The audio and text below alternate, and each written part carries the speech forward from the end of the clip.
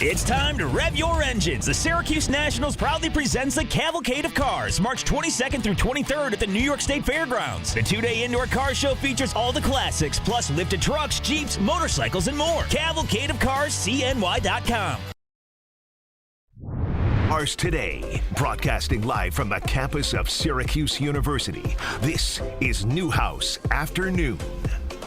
And welcome into ESPN 97.7 Newhouse Afternoon. Matt Lesnick with Izzy Sy. No Brooke Kilgore this week, but we'll have her back the next time we are on air. Izzy, how was your break? We had a nice little break there. It was a good break. Just went home, went back, chilled with the family. But now the most exciting time of the year is here. March Madness. So excited to talk about it on today's show. Wish Brooke was here with us so we could talk. But, we'll see her in 2 weeks. But best time of the year.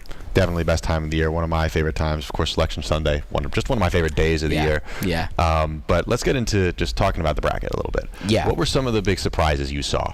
Well, I'll just start off with, what the selection committee did. I did not expect North Carolina to make it to the tournament. I thought West Virginia should have gotten that last spot. But I saw this crazy tweet. In all bracket projections, West Virginia was in 111 out of 111 bracket projections. Yeah. UNC was in 27. UNC, they were 1-12 against Quad 1 teams. They were 8-0 in Quadrant 2, and that's what the selection committee really, really liked. I don't know how I feel about it, but they are in the first four. I just don't think they should be in the tournament personally, but maybe they'll prove me wrong. I agree. I don't think they did much to impress. Like you said, 1-12 in Quad 1 games this year. So to me, that's a little... In a weaker ACC, too. Agreed. I mean, was it 4 bids? Yeah, 4 bids. 4-bid ACC. And Louisville, who was 27-7, they were only an 8 seed. Yeah, that tells you a lot. 18-2 in conference play. They did not really... The committee was not really putting a lot of stock in the ACC this year. But, yeah, I just don't think UNC should have made it, and Louisville was way underseeded. But, again... Their record, just like the teams that they beat, just not that impressive. I feel like you mentioned Louisville being underseeded. I feel like there was a lot of teams in here that could have been way higher than they actually were, like Michigan, who won the Big Ten and then proceeded to get lower than multiple Big Ten teams. Wisconsin, Purdue, Maryland, teams that they beat. Yeah. So that was an interesting thing to see. But the Big Ten had a lot of bids, but the SEC tournament record, 14 teams got a bid, which... we've never seen anything like it before.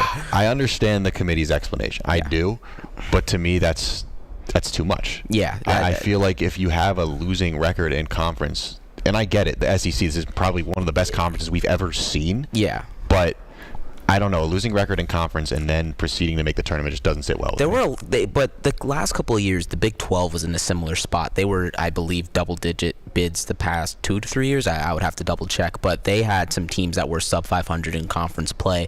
But the conference as a whole is just really, really tough. So when you see teams like Texas, who went 6-12, Oklahoma, who went 6-12 as well, you have to take that into consideration because the SEC, every game is close. It's not like, teams are getting blown out left and right unless, it's a top team versus, a bottom-tier team. But most of these teams are playing each other close, and I feel like we're going to see, being hardened by that level of competition in the regular season. I think we're going to see a lot of SEC teams have some success. And, when we go deeper into the bracket, we can talk about it. But 14 teams is a lot, but I think that they'll live up to the billing. I agree. Now, tonight we'll get the first action. The first 4 matchups begin tonight. One of those games, North Carolina versus San Diego State, the 11 play-in. What are you thinking about for this game tonight? Well, North Carolina, I don't know which version of North Carolina is going to show up today. I'm going to be honest with you. But look, this is a team that, is just not far removed from a Final Four run a few years ago. Last year, they were in the Elite Eight against Alabama. Yeah, so they made a run there. They still have R.J. Davis, who's been really good. They have Ian Jackson off the bench, one of the best freshmen in the country. He's been a little inconsistent this year, but I think, I think he can give them a big spark off the bench. But North Carolina, they don't defend all that well. They don't rebound all that well. They lost Armando Bacot, and that's been a huge loss for them. They haven't really had someone who could, take on that rebounding responsibility, that anchor responsibility. We'll see what they do against San Diego State, but that's something that I'm looking forward to. How well is North Carolina going to rebound tonight? I agree. And again, one thing we saw, they haven't done well against good teams. Yeah. 1-12 in Quadrant 1. 1-12 in Quad 1 wins. I don't know exactly where San Diego State would fall, but it's going to be a tough matchup for a team that has not had a lot of success against these better teams. And we'll see how they can do against one of those better teams. But in the face of adversity, it just hasn't been there this year, and I don't know that they can get it done tonight. Yeah, but just looking at the San Diego State team, again, this is the profile for most San Diego State teams. They like to play slower, they like to defend, they like to rebound, they like to keep it low possession, low scoring, low pace. Help get them to the national championship yeah, a couple years ago. Exactly. Far cry from, the Lamont Butler days, right. And, other players of that stature. But they do have Nick Boyd and Miles Bird, both averaging over 12 points per game. They're their two best offensive players. They only shoot 34% from three, which is a big concern, and they're only 66% at the free throw line. We know when it's March, we know how important knocking down those shots are, especially at the free throw line, so that's something to look out for San Diego State. But I do like their guards. I like Boyd, I like Bird, I like BJ Davis as well, and their forwards, Jared Coleman-Jones, he's been very good, 7 points, 5 rebounds per game, and Magoon Guath, 8.5 points, 5 rebounds per game. So they do have a solid, 5-man unit. They are a little deeper. They have multiple guys averaging over 16 minutes a game, so they are deeper. And maybe they'll take advantage of their depth, because I believe North Carolina, they only run 7-8 guys in their rotation. San Diego State could do 8 to 9. So that's something that I'm looking for as well. Yeah, I mean, it's definitely something. It's going to be the game to watch tonight. Yeah. Tonight also we have St. Francis in action against, they are not up on here. Yeah, no, the St. Francis and Alabama State. So then they will get the right to play the number 1 overall seed Auburn Tigers, my pick to win the national championship. But yeah, that's going to be a good game. And look, I know we've seen 16-1 seed upset before. I don't think that we're going to get another one this year, especially against such a well-rounded Auburn team. They have Janai Broome, who's probably going to win National Player of the Year, and was just named First Team All-American today. And they have, freshman guard Todd Pettiford's been really good, and they still have Chad Baker-Mazara. They have Miles Kelly. They have all of these guys. They're a really, really good, sound team. Alabama State, Francis, and St. Francis. It's going to be a good game tonight, but their run's going to end a little early. Yeah, unfortunately. When you run into the number 1 team in the country, you're not going to likely, unless you're Fairleigh Dickinson sometimes. Unless you're a Jersey school, is what we're exactly. saying. That's the best state in the nation. Right, exactly. But you take a look at some. We'll look a little bit throughout the brackets. What are some bold predictions you've got in your bracket? Okay, so for me, I really like the VCU Rams this year. I really like them a lot. They defend really well. They rebound the ball very well. They make enough shots on offense, and they're gonna grind out games. They're gonna play really, really sound basketball. They do play BYU in the first round, and looking at their path, I have them beating BYU, but then they would play Wisconsin and Alabama, 2 teams who have similar profiles to BYU. They like to push the pace, they like to shoot threes, and they like to play methodical offense. But yeah, VCU, I really, really like them a lot. Ryan Odom, he's done a great job with this program over the last few years. They have Joe Bamzili, 15 points per game, and then you have Max Sluga as well, 15 points per game as well. So they do have guys that can score offensively, and they have a lot of size. VCU has a lot of size. They have multiple guys, 6'10", 6'11", lengthy, like to rebound, like to defend, protect the rim. You're not gonna drive against these guys. No. You're really not. And if you do, you have 2 trees at the rim waiting for you. So they grab 37% of their misses, which is top 15 in Division I. So if they miss a shot, you have to box them out. And VCU, they're going to be relentless. I think that I have them going to the Elite Eight personally. I also have them in the Elite Eight. I think they're going to go very, very far, but they are my favorite lower seeded team in the tournament. And to me, it's like, obviously I agree everything you're saying, but to me that's just like, it's a vibes pick. Yeah, but I also like teams like that. Teams that defend at a high level, that are just going to be in your face 40 minutes, and not give you a break. I really, really like that. And they're deep too. They run 8 guys. Like they can keep their bodies fresh and close games. And if it's a close game against VCU, watch out. I agree. Unfortunately, they run into my national championship pick, the Duke Blue Devils. And look, to me, it's Cooper Flag. If he's healthy, which I'm assuming he's going to be. The North Carolina fan in you is not. The North Carolina fan not happy. in me was not happy, of course. Or the family members. The family members, they're not going to love that. Yeah. Uncle Mark, I'm sorry. Logan, I'm sorry. But to me, I've got the Duke Blue Devils. I think Cooper Flag is just an unstoppable. He's the National Player of the Year. I don't see anyone getting through to them. Yeah, and he's going to be good for the tournament, according to all reports, and according to Coach John Shire. He's going to play. He's going to be full throttle. And look, if Duke is going to have a healthy Cooper Flag, I don't see how they don't make the Final Four. They do have a favorable region. In the first round, they're going to play American or I'm blanking. Mount St. Mary's. Yeah, Mount St. Mary's. Sorry. Go Eagles. For you. Yeah. So they're gonna play either them. They're gonna play them in the first round, one of those teams. Then they have probably Baylor or Mississippi State. I do have Baylor personally. And you have teams like Oregon, Arizona, Wisco, Alabama. I feel like I like Duke in those matchups. They're favorable for them. They might not have Malik Brown though. He's dealing with a shoulder injury. But they do have a lot of depth on this roster. You have Tyrese Proctor, Cooper Flack, Zion James, Isaiah Evans, Kaman Mulak. They have a lot of guys. And Patrick Mbanga, who's been really, really good for them in the ACC tournament. So they have a deep, deep team. I think it's hard to bet against the Blue Devils personally. I do have them going to the national championship against Auburn. I think Auburn wins in the rematch of the great regular season game. But I think it's hard to bet against a healthy Blue Devils team. All right, now we know half your Final Four. What do you have in the Final Four? I'm working on the other two teams, but for right now, I have St. John's and I have Tennessee. And again, I just told you what kind of teams I like, and Tennessee and St. John's fit that profile for me. St. John's, R.J. Luis, he's been one of the best players in the country this year, Big East Player of the Year. Kadari Richmond, who's one of the better point guards in the country. They have a great front court. They're going to defend. They're going to rebound. They're going to be methodical offensively. And again, they're going to be in your face for 40 minutes, and they fit the profile of a great team, great Rick Pitino teams of the past. And this is a team that just missed the NCAA tournament last year, and there was a lot of debate on whether they should have been in, whether they not should have been in. But this year, they made no mistake about it. They've been a top 5 team in the country all season long.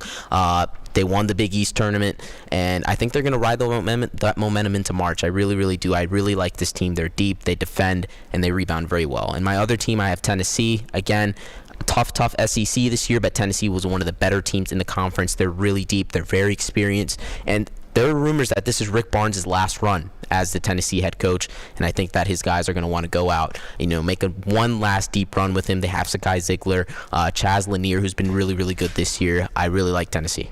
I like what you have. Personally, I've got Duke. Mm-hmm. That's, I think, the only one we have in common. I have, if you put into ChatGPT, give me the what do you think is the Final Four is going to be? It's going to give, for maybe any season, it's probably going to give you what I have. I have Duke versus Kentucky, and then I have Michigan State versus Florida. You have Kentucky going far. I do have Kentucky going far, and I don't like it, but I don't know. I don't know how I feel about this Kentucky team. Look, again, Calipari's gone, so all that bad juju with the early upset losses. Maybe that's gone. But my question is, how are Jackson Robinson out for the season due to a wrist injury? Lamont Butler, he's battling a shoulder injury. I don't know how well he's going to play.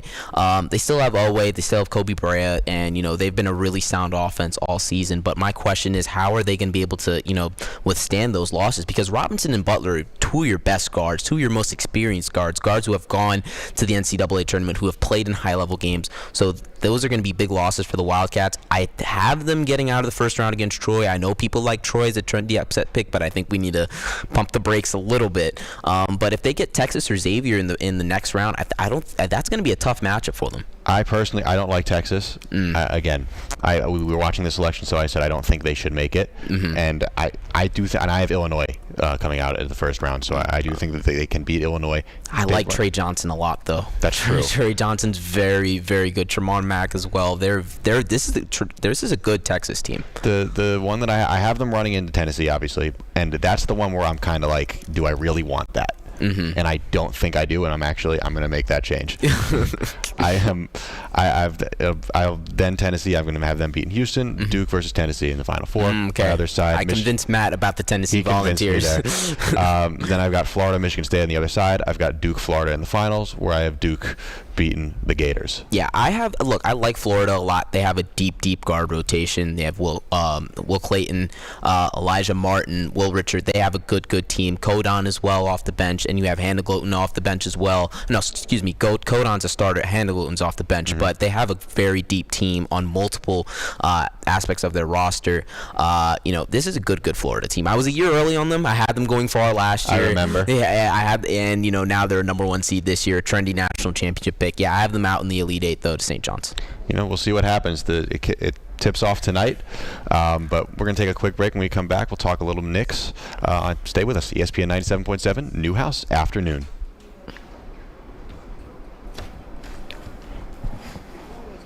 Cool. Yeah, that was a long segment, but it was worth it. Yeah, we needed to get that. Yeah, we needed to do that. Yeah, I'm still working on this Final Four. I'm confident Auburn, Duke, Tennessee. That West region though. I'm working on. I don't. Because I just talked myself into St. John's, but Florida's very good. Yeah, I don't know. I'm watching them throughout the SEC tournament. That was what kind of got me. Like I think. What, for Tennessee or for Florida? Both. Yeah, both. Yeah, fair enough. Yeah, I don't know. Yeah, I'm gonna be looking for this Texas Xavier. I'm really intrigued by Texas Xavier. Really, yeah. I really want to see who wins that. Again, Texas. I'm just not a big Illinois guy this year. I don't know. No, I get that. I don't know. I'm just not feeling it with them. That's fair. They have a really good guard though. I'm freaking. I don't know how to say his name. How do you say his name? I need a pronunciation thing. Yeah, Kasparis. I don't know how to say his last name. No. But he's good. He's very good. And they have Kylan Boswell as well, who's really solid. He was with Arizona last year. Yeah, Trey White, Islovich. Yeah, this is all team. But I think if Texas gets out, they'll beat Illinois. But if Xavier gets out, I'll probably lean Illinois. Okay. I'll probably lean Illinois. I just like Texas. I think they'll win. I think they'll win a game. I'm also like a chronic Texas hater. Fair enough. But yeah, that's fair. But I like them. I like Trey Johnson a lot. I like Mark a lot. Kaluma's very good. Yeah. They're just in a tough conference, man. That's why they were 6-12. Yeah. You know? And they lost a lot of close games. Yeah. They only lost to Auburn by 5, I think. Right. Yeah, they kept it close with Auburn. I kept it close-ish with Tennessee, I think. Mm-hmm. I think Tennessee pulled away late, but... Yeah. I have to save this. Hang on. Yeah. There we go. I got to make, like, all my theme brackets.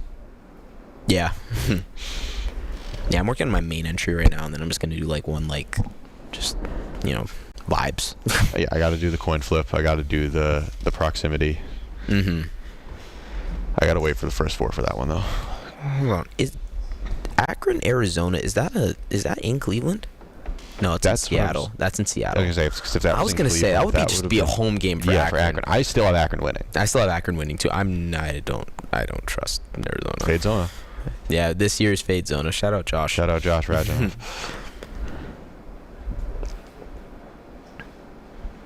All right, so Knicks game yesterday. You want to talk about like award picks? Yeah, we can do that. We can. All right. Yeah, Knicks played Heat. Yeah, yes. And the starters played less. Yeah, thank God. They're only 30 minutes this time. Yeah. They 20-point win. That's not bad, and it was close after the third, or heading into the third. Yeah. It's a balanced effort. I mean, Mikal Bridges 28. 28. That's what. Mikal's been very good lately. Yeah, he has. Yeah. Hit the game winner against Portland. Yeah, I'm glad he's getting the ball more though. Yeah. I think when Brunson comes back, they just need to keep using him as a secondary playmaker. I agree.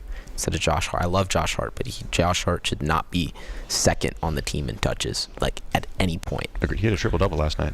He did, but like he should not be averaging 85 touches a game. I agree. That should not be happening. I agree. Josh Hart, if he had 6 more steals, would have had the quadruple double. 6 more steals. He has 6 more steals. He's very close. All right. I'll pull the Knicks game up real quick. Mitch had 10 and 9 off the bench. He looks to be in better shape. Yeah.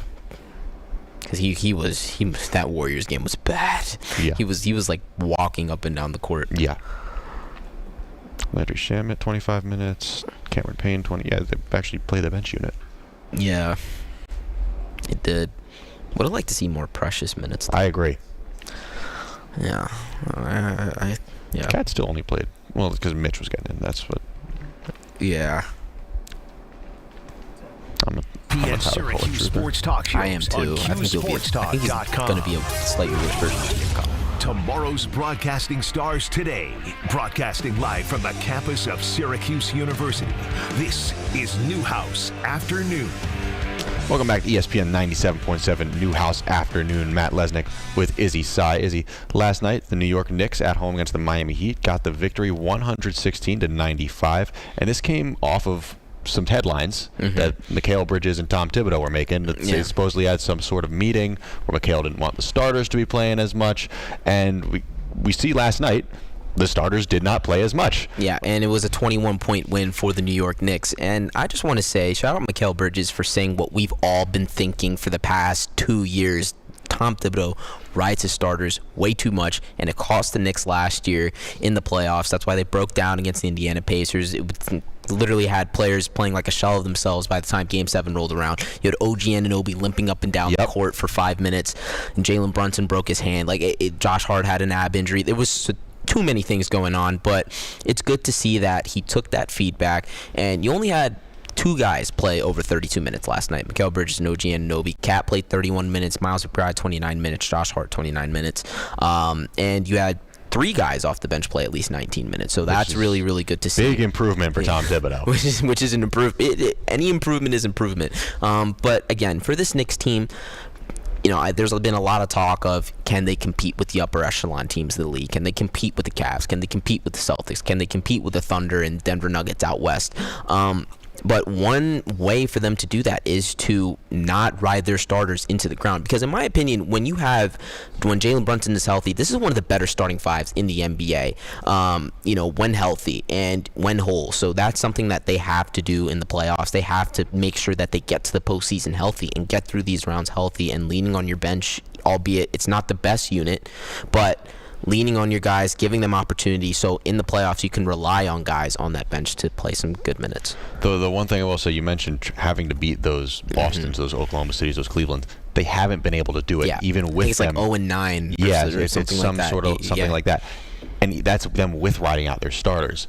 So there's a little concerning come that second round of the playoffs, we'll say, because right now, I mean, first round, not much of a concern. You're going to have to be going up against right now the Detroit Pistons, which again, actually that could be an upset. That could be a tough series. Look, Cade Cunningham is having a Cade Cunningham's been very, very good. This is a tough Detroit Pistons team too. JB Bickerstaff coming over from Cleveland last year. One thing about his teams are that they are going to be tough. They're going to be physical, and that's something that this Pistons team has.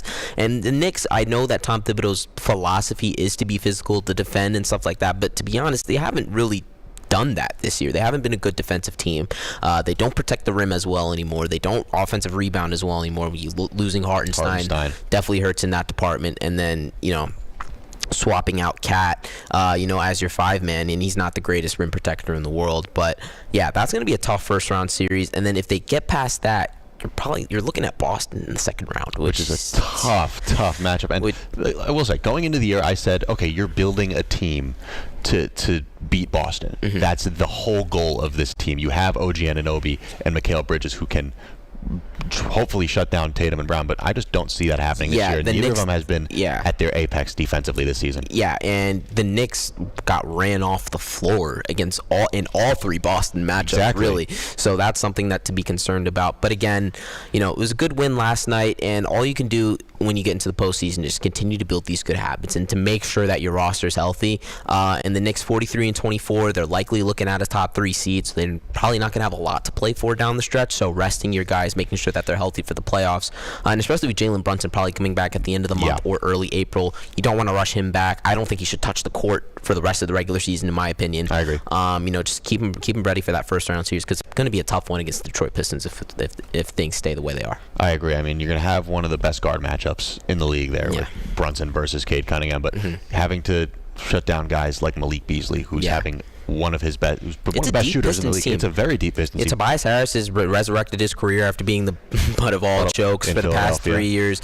Malik Beasley, as you mentioned. They do have Dennis Schroeder off the bench, who's a solid floor general for them. You have Isaiah Stewart, Beef Stew. He's physical. He's not going to take anything from anybody. Jalen Duren as well, physical guy. I really like the Detroit Pistons team. As do I, and it'll be a tough matchup in the first round. But looking into the NBA landscape as a whole, what are you thinking for awards down the stretch here?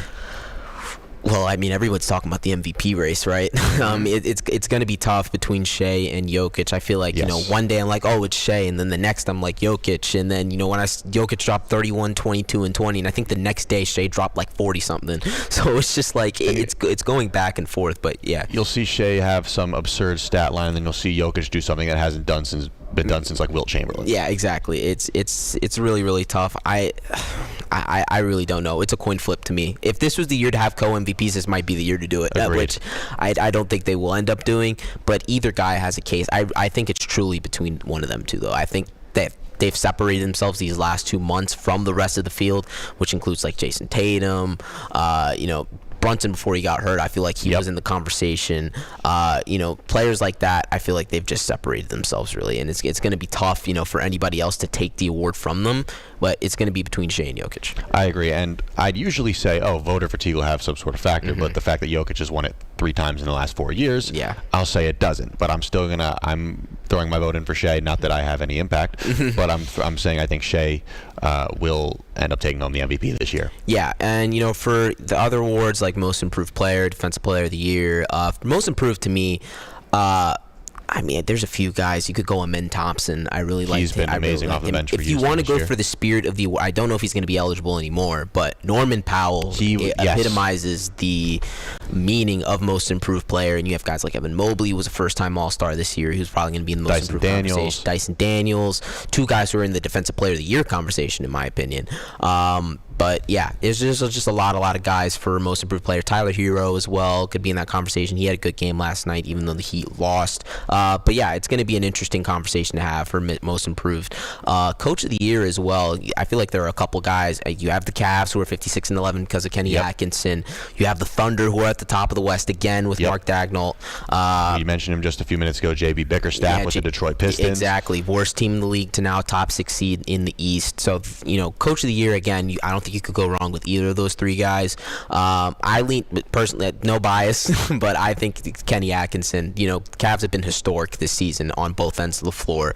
56-11 on pace to win 69 games, up from 48 games a year ago. And internal improvement from Darius Garland, Evan Mobley, Donovan Mitchell. He's taken a step back this year, but probably one of his more efficient seasons of his career. I think it should be Kenny Atkinson, but either one of those 3 guys deserves it, in my opinion. I agree. I do think it's Kenny Atkinson. I could have told you that from what he did in Brooklyn.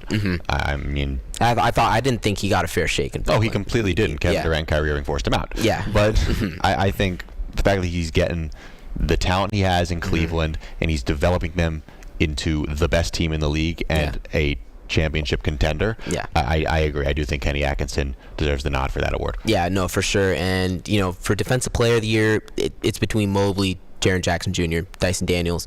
I think Dyson Daniels is not getting enough love, though. I agree. For the Defensive Player of the Year conversation. I like the Mobley propaganda. Don't get me wrong. I'm not going to be upset about that, but I think Dyson Daniels should be getting way more love than he's getting. The Great Barrier Thief. Yeah, I would say the best nickname in the NBA. Yeah, no, my opinion. Yeah, I agree with that. And he's separated himself so far away from he's by far and away the steals leader.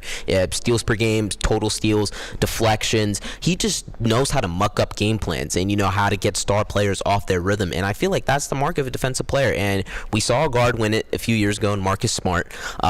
Say what you want about the Defensive Player of the Year award, but I think this one would be way more deserved if Dyson Daniels got it. I completely agree, and I would love to see it, especially with the story behind him. He's having a great season, his best season after having a mediocre tenure in New Orleans. Yeah, gets traded, and he's having the best season of his career. Yeah, and again, the Hawks are likely going to be a play-in team once again, but having young talent like that and Dyson Daniels, Jalen Johnson, even though he's out for the season, you have 2 guys that you could build around and 2 versatile guards. Dyson's a guard, Jalen's forward, but 2 versatile guys that you can build around for the future. Completely agree. We'll see what happens down the stretch in the NBA season. But before we take a break, this hour of Newhouse Afternoon is powered by Drivers Village Cicero. Go to dvoffers.com for more info. When we come back, we're going to discuss some MLB. The season just underway following a game this morning, But we're going to take a quick break. Stick with us on ESPN 97.7 Newhouse Afternoon. All right. MLB, 6 a.m. game this morning. Yep. Shota versus... Yeah, it was... it made sense. Yamamoto versus Shota. Yeah, exactly.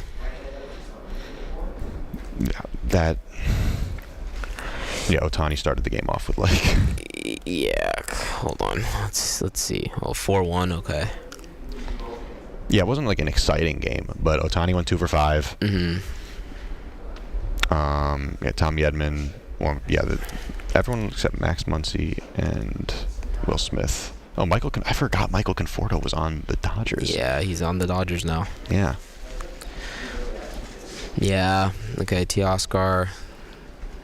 Okay. 1 for 4, yep. Cubs. Kyle Tucker went 0 for 4. Shota had a good start. Yeah, no, Shota. Oh, yeah. 4 walks, but it is a solid start. Yeah, only 4 innings. Yeah, Yamamoto, 3-hit ball. Yeah, he's Ben good. Brown, and it all fell apart. Yeah. Oh, yeah, they have Brazier Morgan. now, too. This is a solid Cubs team. Yeah, I mean, I have them winning. The Central? Yeah. Yeah. I think, yeah, that's fair. That's fair, yeah. The Brewers lost a lot. Yeah, Brewers lost a lot. I don't see it for the Reds ever. Yeah. The Cardinals are not good. Cardinals aren't good. Pirates are a couple years away. I think it's the Cubs. Yeah, Kyle Tucker, I think, is a sneaky MVP guy.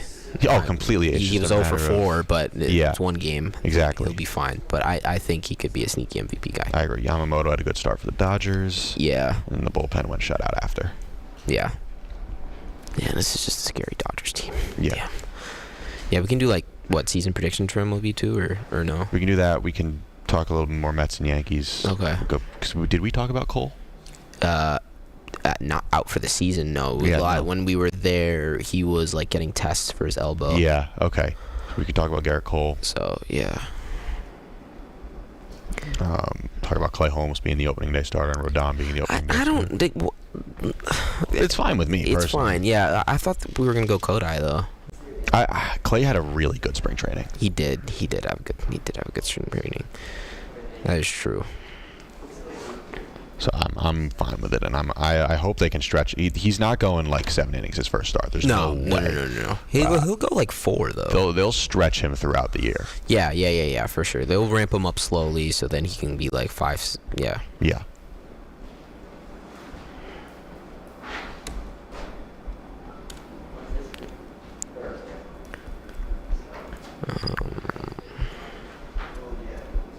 Nine days away though. Opening 9 day. days away. I'm excited. Yeah, great time of year. Best time of the year. No, this is the best time of the year. March Madness. March Madness. Okay, that's fair. March Madness is the best time of the year, but anything after that, I'll accept. That's fair. That is fair. We can talk about Alvarez being out too, and Brett Beatty taking reps. Brett Beatty's having a good spring training. Yeah, I'm really, really excited for that. Yeah. We're putting him at second, right? Yeah. That'll be interesting. Yeah, he's taking reps at second base, which is good. Yeah. They need that. Yeah, I think we need it. Yeah, it's a good spot for him. Until Acuna comes up. I like Acuna, though. I don't know. We have stacked infield. Yeah, there's a lot of guys. I mean, Chet Williams, wherever he can go. Yeah, when Mauricio comes back. They said that he's going to be in the minors to start the year. Yeah, it makes sense. He'll probably get called up July, August. Yeah. Maybe. Yeah, just to get his knee right again. Yeah, unless they have a lot of injuries, but... Yeah. Yeah, Juan Soto's 1295 spring training OPS. Juan Soto's so good. I'm so happy he's on a baseball team. We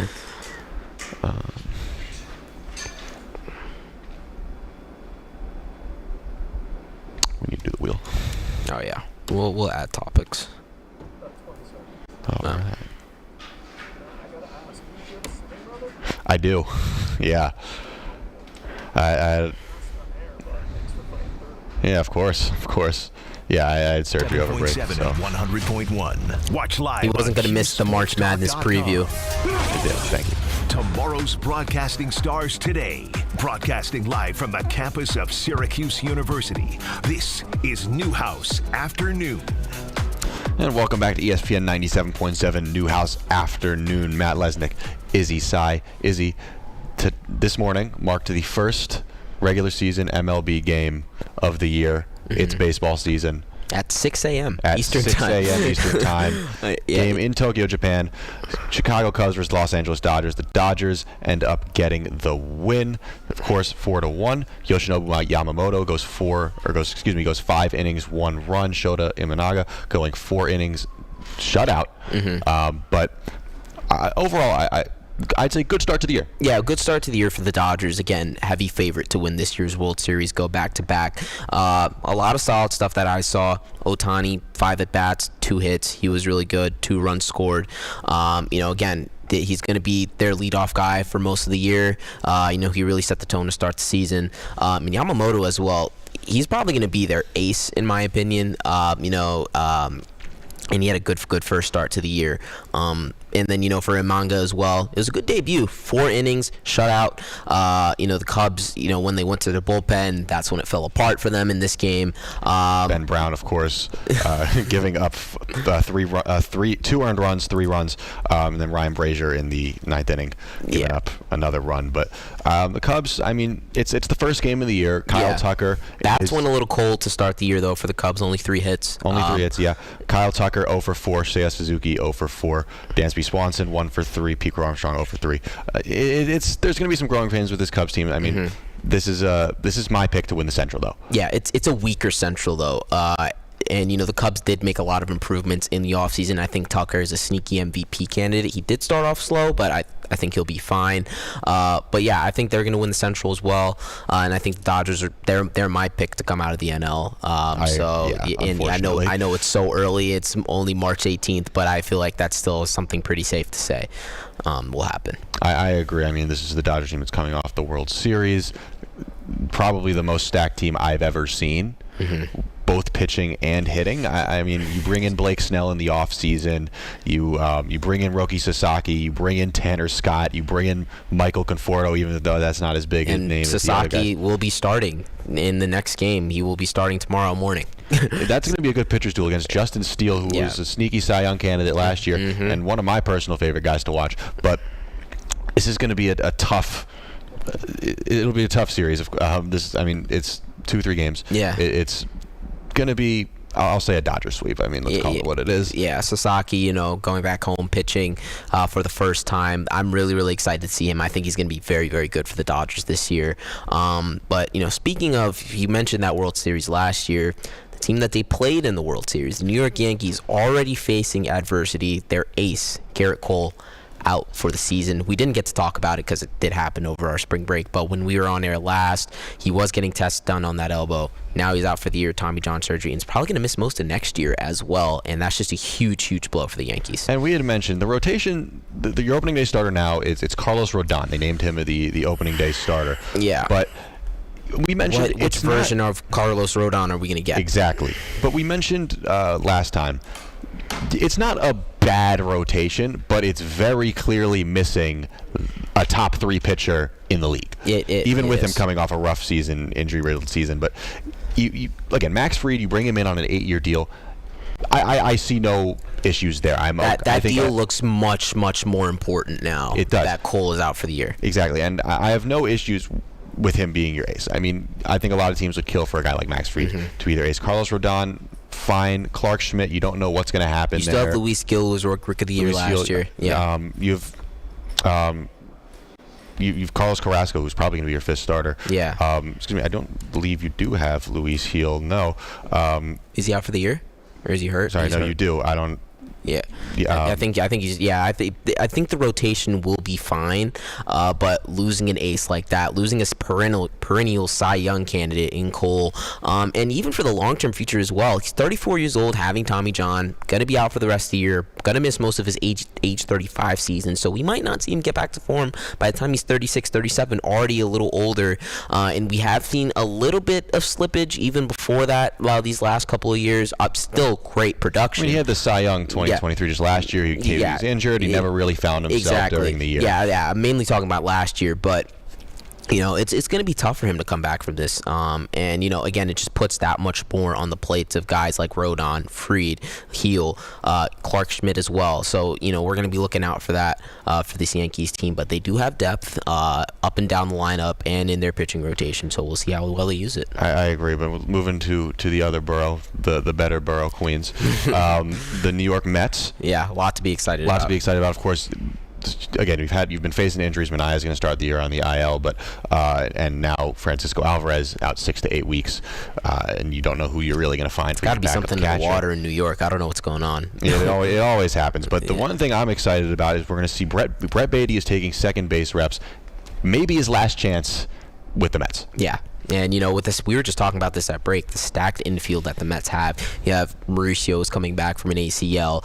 You have Luis Daniel Acuna, who was really solid last year and was an important contributing piece for the Mets. And Beatty is taking reps at second base.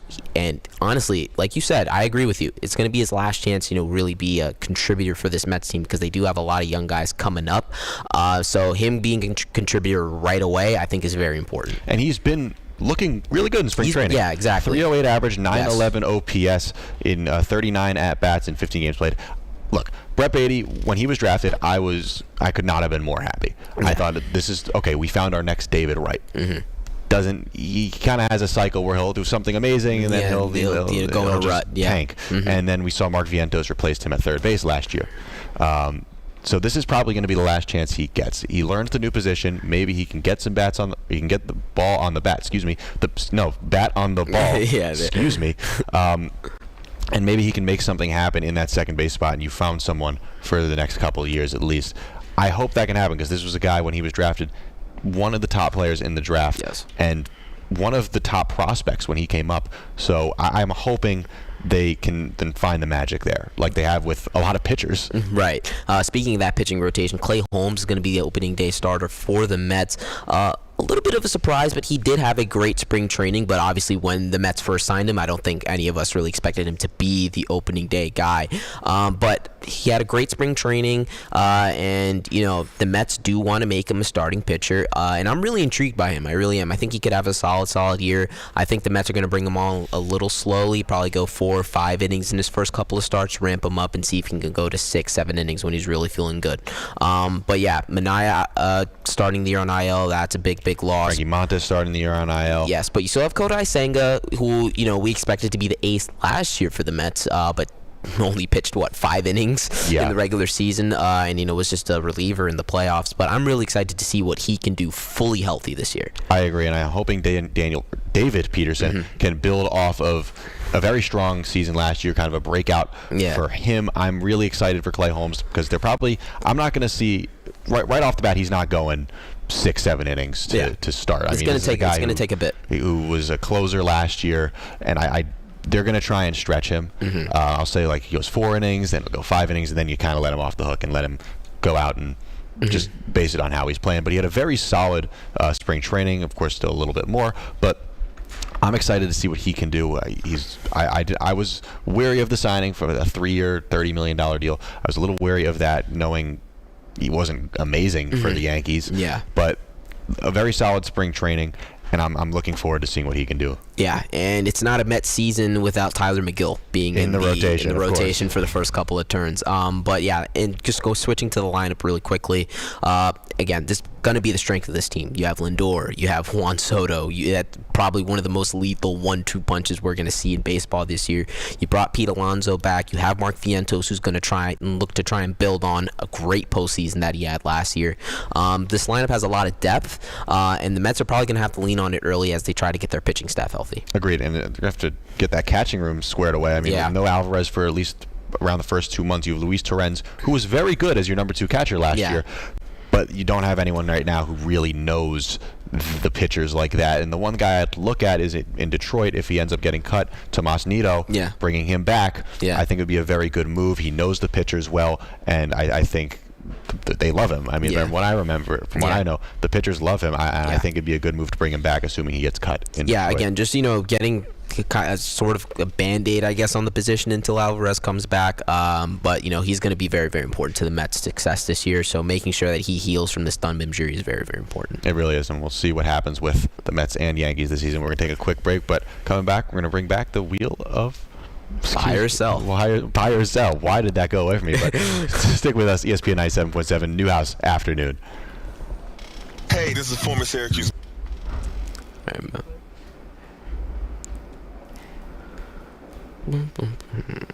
Oh, do you want to talk about the hold on, let's see, for wheel, what were we thinking? Are we clear? Yeah, we are clear. Okay. Oh, you didn't hear. I can't hear. We're cleared.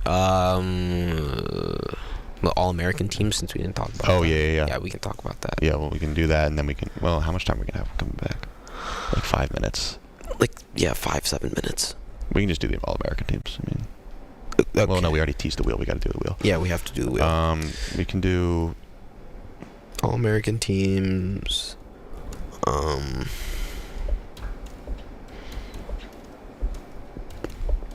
Overrated March Madness team.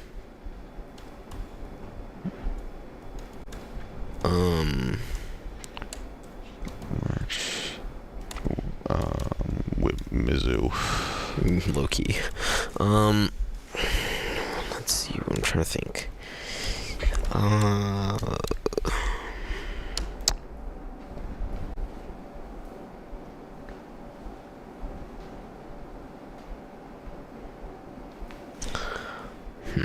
trying to think of an NBA one.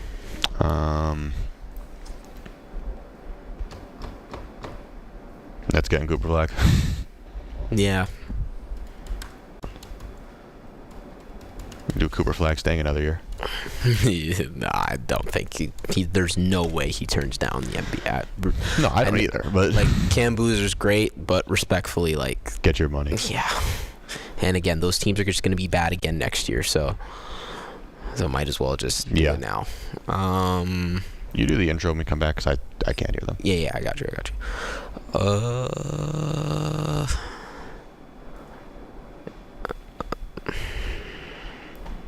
Fran Brown and Deion Sanders. Oh, yeah, Fran Brown to Colorado. The spring game. Yeah, Colorado Syracuse spring game.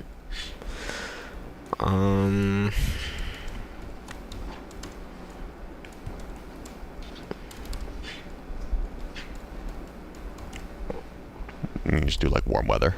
Yeah.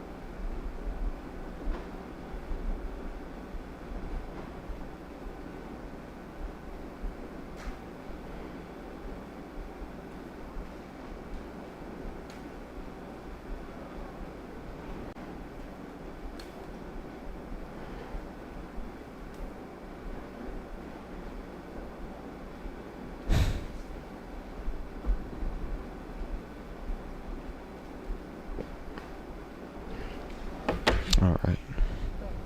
I'm up. No, I don't know. You're back in a minute, he said. All right, cool.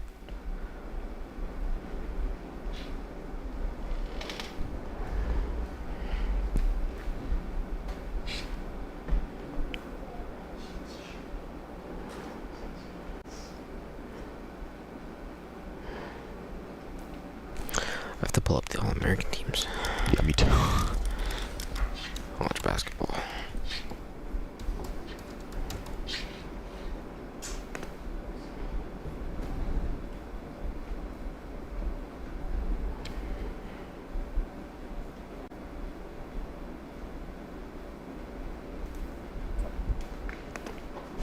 Interesting. Q Sports Talk shows on QSportsTalk.com.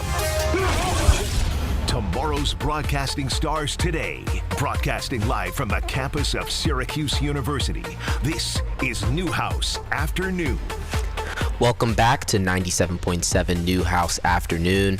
Izzy C, Matt Lesnick, buy or sell, our last segment, our favorite segment. Matt, you want to get the first crack of the wheel Haven't here? done this in a while. Yeah, I am glad to. Here we go. Got 5 topics on here. We'll see what we end up getting. Starting off, wait, Just got to stop. Here we go. Colorado Q spring game. I'll buy it. Yeah. It'll be entertaining. Yeah. Deion Sanders and Fran Brown, 2 box office guys. I'd love to see it. Yeah, 2 of the best recruiters in the sport. Both teams losing a lot, though, from last year's squads, and both teams coming off of highly successful years as well. Syracuse getting 10 wins for the first time in a while. Colorado completing a program turnaround. Losing Travis Hunter, losing Shadur Sanders, and, for Syracuse, losing Kyle McCord, Rondé Gadsden, Quinn Allen. List goes on. But, yeah, I think it'll be an interesting spring game. I'm buying that as well. Oh, but, it'll be fun to see. It's 2 coaches who are very big personalities, just like I said, box office. I think it'd just be fun to see how the publicity from that. I think honestly would be really fun. Yeah, for All right. sure. All right, Izzy, you want the next spin here? I'll get the next spin. All right. Let's see. We got some great topics. Let's see. Overrated March Madness team. Overrated March Madness team. Look,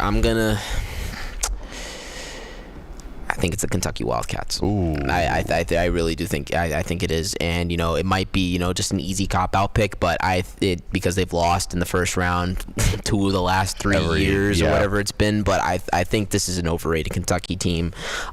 They did get a 3 seed, but again, like I said in our first segment, Lamont Butler, Jackson Robinson, 2 of your best guards, and Jackson Robinson's not going to play in the NCAA tournament, and Lamont Butler's not going to be 100% in the NCAA tournament. So it's going to be a tough hill to climb for this Kentucky team in a tougher region that features Houston, Gonzaga, Tennessee. I just don't see them going far. I know people want to pick Troy over them. I'm not willing to go that far, but I don't think Kentucky makes it to the second weekend. I don't hate it. I do have Kentucky still in my Elite 8. Excuse me, my Sweet 16. Yeah. But the one that I'll say is the Purdue Boilermakers. I don't know. Yeah. I just have a hunch. Yeah. I just feel like following you made the national championship last year. You lose Zach Edey. You lose some other pieces. I don't know. I don't see. Yeah, I can see it with Purdue as well. But Braden Smith's been one of the best guards in America this year. He was just named first team All-American. I think Purdue. I think they'll be fine. I think I can see them making to the second weekend, but again, their ceiling is capped because they don't defend the rim that well, obviously with no Edey, but they do have Kaufman-Renn, they do have Braden Smith, they have a couple guys that have been there in the NCAA tournament, been in high leverage games, so trusting experience in March is very, very important, but yeah, I can see why you would say Purdue though. Yeah, all right. Next up. No Jersey school for them, though, so maybe exactly they might get it. All right. The All-American teams, which were just announced, first team, it was Cooper Flagg of Duke, Johnny Broome of Auburn, Braden Smith of Purdue, Mark Sears of Alabama, and Walter Clayton of Florida, if you want to go over the second team. You have J.T. Toppin, Cam Jones, John Tonji, P.J. Haggerty, R.J. Luis Jr., and for the third team, Ryan Kalkbrenner, Sakai Ziegler, Eric Dixon, L.J. Cryer, Hunter Dickinson. I'm buying all of it. I think they got this right. These are the best players in the country. I think they got this right. Look, especially for that first team, you have 2 unanimous selections in Cooper Flagg and Broome, 2 of the main candidates for National Player of the Year. Can't go wrong with either of those guys. And 2 of the best teams in the country as well in Duke and Auburn. But Sears, Smith, and Clayton have been 3 of the best guards this year in the country, and see them getting rewarded is very, very good to see, especially Braden Smith. He came in as an unheralded freshman and really has improved his game each year. He averaged almost 9 assists per game this year, 16 points, 5 rebounds, so he's been really, really good, which is why I trust Purdue a little more in March this year, which is fair. Because of him. And yeah, he's been really, really good for them. All right. Next spin, Izzy. We got 2 left. Let's see. There we go. Warm weather in Syracuse. I was checking the forecast. Tomorrow's going to be really, really nice. This week is going to be nice until we go back to the 30s and 40s next week. Because why else wouldn't? Which is why I'm selling for now. It's really, really nice. I really like it, but are we going to have enough of it for these next couple of weeks? No. So I'm selling for now, but long term I'm buying. Of course. Of course, you buy warm weather all the time. Yeah, but you never know with Syracuse. So exactly, and then it's the inconsistency. Yeah, I think that's what does it. Because to me, when we get to those later spring months, we get to May, late April, that's when you can buy the warm weather. But right now, it's just a little too early. Not even spring yet. So exactly. I can understand that. And then our last one, Nets getting Cooper Flagg. There's too many teams in the race for Cooper Flagg, and it seems like teams are adding themselves to the race when they're realizing they're not making it to the playoffs. look, the Nets are going to have some comp for Cooper Flag. Wizards, Hornets, the usual suspects. The Philadelphia 76ers. Dallas now. Dallas. Like, there's a lot of teams that are going to be in the mix for Cooper Flag. And, I know there are rumors of him, wanting to go back to school or whatever, but I'm selling that. I think he's going to go to the NBA. All right, well, that's going to do it today on Newhouse Afternoon. For Matt Lesnick, Izzy Tsai. Stay tuned now for the Cody Mack Show. That's coming up next, but we'll see you next time. Thank you for listening on ESPN 97.7 Newhouse Afternoon. This is Orange Nation.